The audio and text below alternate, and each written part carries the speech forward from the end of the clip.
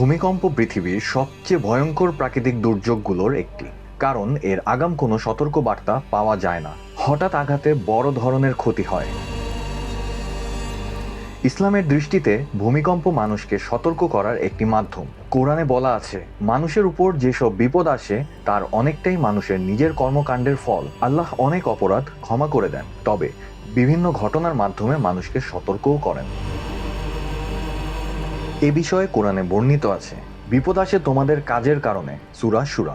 রাতের আধারে শাস্তি এসে যেতে পারে, তোমরা কি ভয় করো না, সূরা আরাফ। কোরআনে ভূমিকম্প বোঝাতে জিলজাল এবং দাক্কা শব্দ ব্যবহার করা হয়েছে, অর্থাৎ তীব্র নড়াচড়া বা শক্তিশালী ঝাঁকুনি। হাদিসে বলা হয়েছে, যখন সমাজে অন্যায়, নৈতিক অবক্ষয় এবং সীমা লঙ্ঘন বাড়বে, তখন ভূমিকম্প সহ নানা বিপর্যয়ও বাড়বে। দুর্যোগের সময় ইসলাম আতঙ্ক নয়, ধৈর্য এবং একে অন্যের সহায়তার কথা বলে। তাই বেশি বেশি আল্লাহর কাছে তওবা করা এবং একে অপরের পাশে দাঁড়ানোই এই সময়ের করণীয়।